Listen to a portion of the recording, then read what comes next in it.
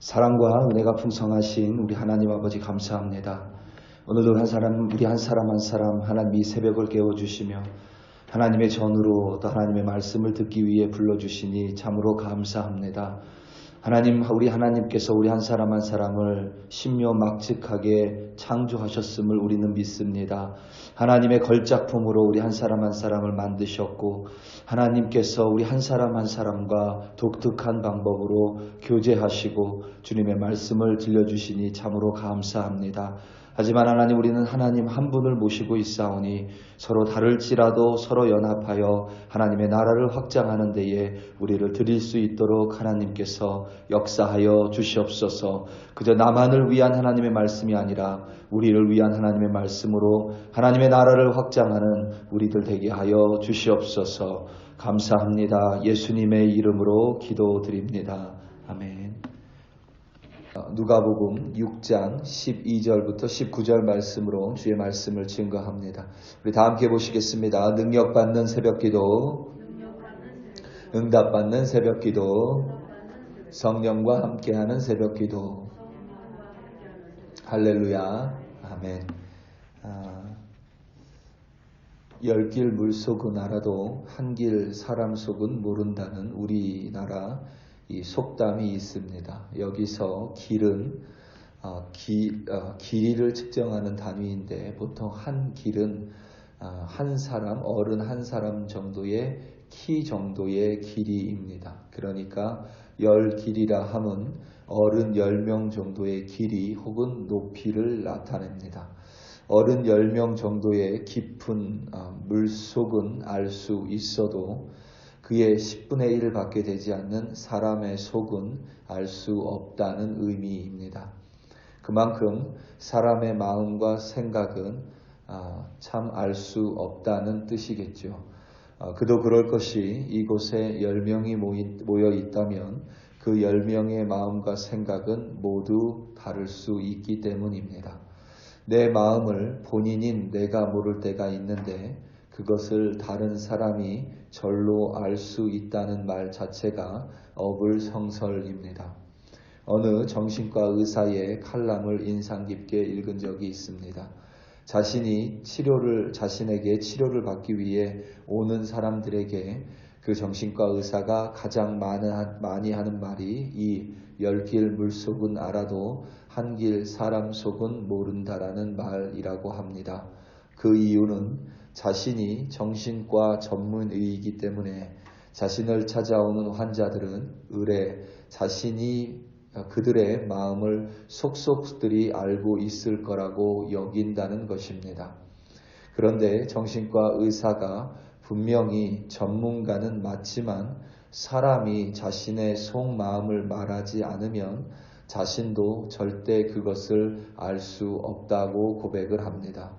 요새 정신과 전문의 중에 가장 유명하신 분이 아마도 오은영 박사일 것 같습니다. 그런데 이분도 그냥 아이들을 혹은 사람들을 보자마자 처방을 내리는 것이 아니라 그들을 아주 오랫동안 관찰을 합니다. 그들의 말과 그들의 행동을 오랫동안 관찰을 하고 그들의 처방을 내리죠. 행동이 됐건 말이 됐건 그 마음을 드러내야 그 사람을 우리는 알 수 있다는 의미입니다. 그만큼 사람의 마음은 읽기가 참 어렵습니다. 참 어렵다는 의미이지만 또 그 이면에는 사람이 정말 독특한 개성을 가지고 창조됐음을 우리는 확인할 수 있습니다. 하나님께서 사람을 모두 다르게 창조하셨습니다.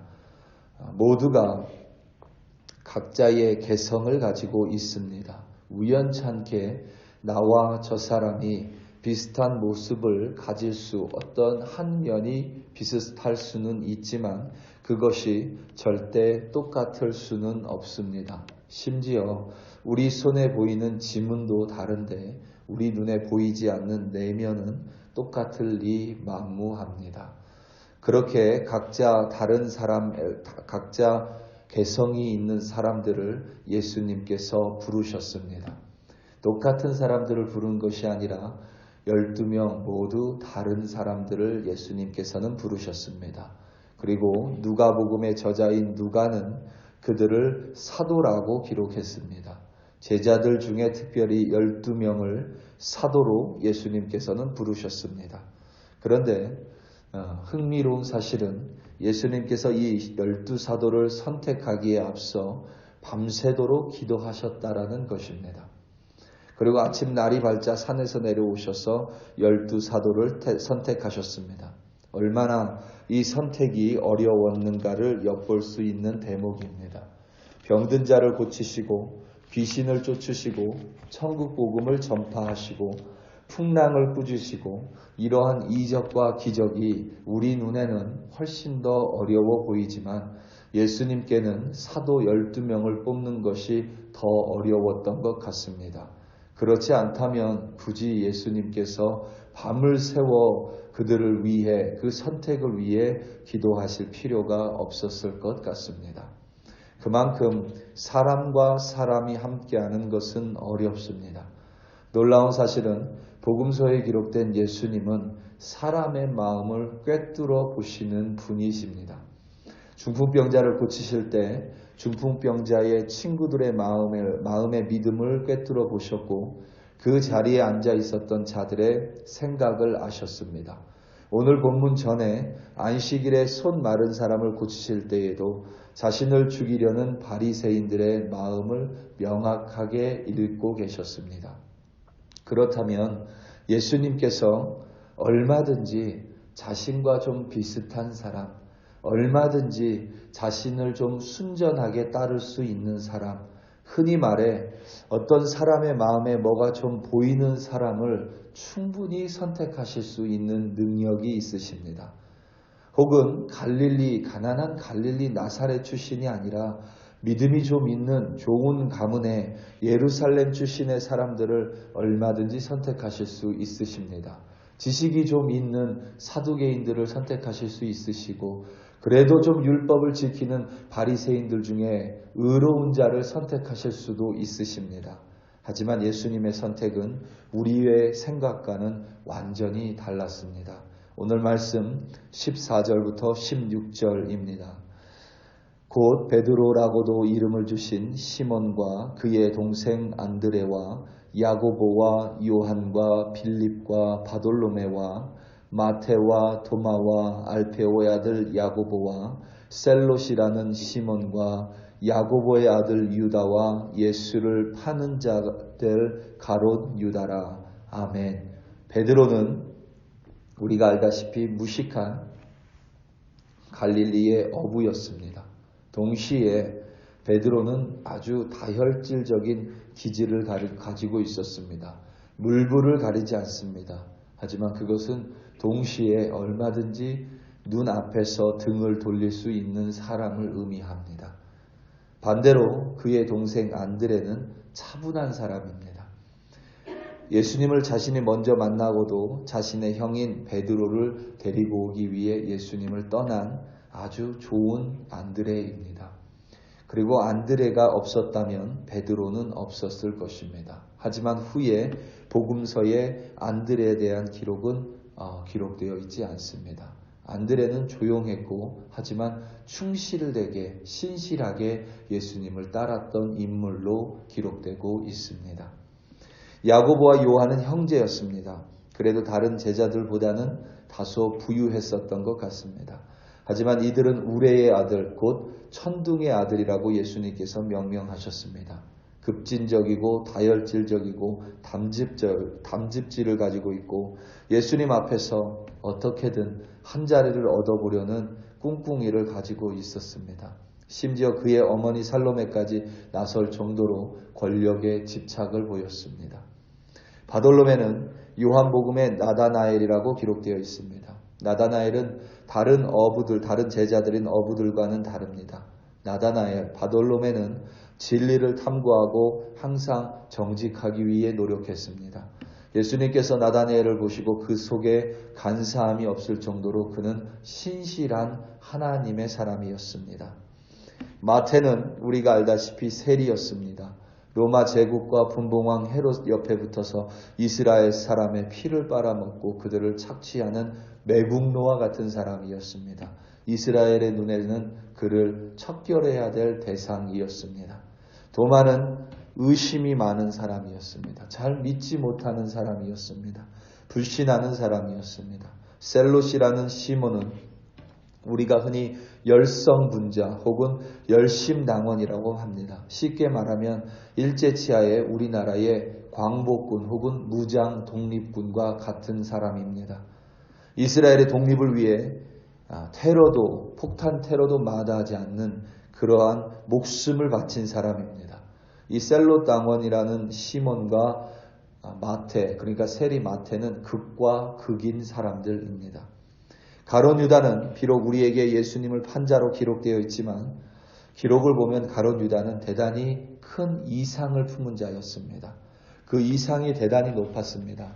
그리고 그 이상을 예수님을 통해서 어떻게든 이루어 보려고 했었던 사람이 가룟 유다입니다. 그러다 그 일이 어그러지는 것을 보고 예수님 실망을 해서 예수님을 팔아버린 것입니다. 이처럼 여러분 예수님의 12제자, 12사도는 각양각색입니다. 서로 정반대의 성향을 가지고 있고 정치 색깔도 서로 완전히 다르고 사회적으로도 서로 어울릴 수 없을 만큼 극과 극에 있는 사람들입니다. 중요한 점은 이렇게 서로 다른 사람들을 예수님께서는 당신의 12사도 12제자로 부르셨습니다. 그리고 더 놀라운 사실은 이 12를 통하여 갈릴리 나사렛의 예수가 온 세상으로 전파됐고 천국 복음이 선포됐으며 생명이 전달됐고 하나님의 나라가 확장됐다는 사실입니다. 이들의 노력이 아니었고 이들의 능력이 아니었습니다. 이들의 은사가 아니었고 이들의 개성이 아니었습니다. 이들이 예수님 안에서 하나님을 알아가고 서로 다른 이들이 하나님을 자신의 몸을 바쳐 사랑했고 자신의 몸처럼 예수 그리스도를 쫓았으며 자신의 몸과 같이 서로 사랑할 때에 그와 같은 놀라운 일이 벌어진 것입니다. 우리 사랑하는 성도 여러분, 교회는 특별한 계층 사람들의 전유물이 아닙니다. 교회는 정치적인 색깔을 나타내는 곳은 더더욱 아닙니다. 교회는 모든 사람들이 올 수 있는 만민이 기도하는 장소입니다. 때로는 나와 좀 다른 사람이 있을 수 있습니다. 그 다른 사람과 함께 신앙생활을 하는 이유는 그 다른 사람을 통하여 하나님께서는 내 모난 부분을 깎아내시는 것입니다.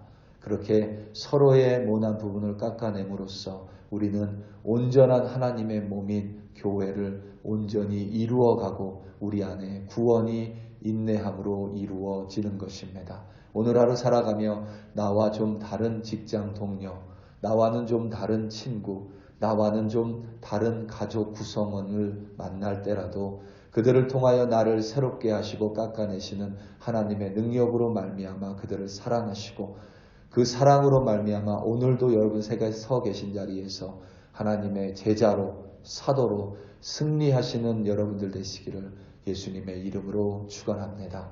우리 다 함께 기도하시겠습니다.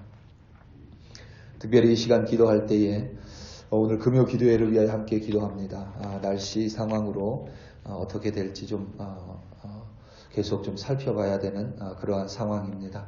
하나님께서 날씨 주관하여 주사 금요 기도회 함께 하도록 오늘 함께 기도하고 또 주일 있을 주일 예배를 위하여 함께 기도합니다. 이곳은 모든 사람들이 모여 하나님을 예배하고 또 서로 다른 사람들이 서로 사랑하는 그러한 만민이 기도하는 집, 하나님의 임재가 가득한 교회 되게 해달라고 우리 시간 다 함께 주여 한번 부르시고 합심하여 기도합니다.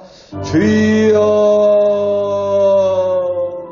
할렐루야 할렐루야 할렐루야. 하나님 아버지 참으로 감사합니다. 하나님 이 교회가 만민이 올 수 있는 기도하는 집임을 고백합니다. 우리가 서로 다를 수 있습니다. 서로 아버지 하나님 개성이 독특할 수 있고 하나님 저 사람의 저 행동과 말이 나에게 거슬릴 수 있지만 하나님 예수님께서 12사도를 뽑으시며 모두 다 다른 사람들을 뽑으셨습니다. 극과 극을 뽑으셨습니다. 그들이 예수님 안에서 하나님을 사랑하고 서로 사랑할 때에 그들을 통하여 구원이라는 생명이 온 세상 땅끝까지 이르렀고, 그들을 통하여 천국 복음이 하나님 이 땅에 선포됐으며 그 천국 복음을 우리도 받아들일 수 있었습니다. 우리가 서로 다르지만 서로 사랑하고 서로 하나님 앞에서 합심하여 하나님을 섬길 때에 우리를 통하여 생명이 확장되는 부흥을 내려주실 줄로 믿습니다. 특별히 오늘 금요기도에 하나님 손에 올려드리고 주일 예배 하나님 손에 올려드립니다.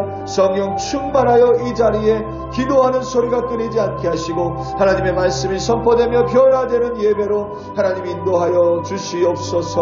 할렐루야 할렐루야. 하나님 아버지 참으로 감사합니다. 주여 감사합니다.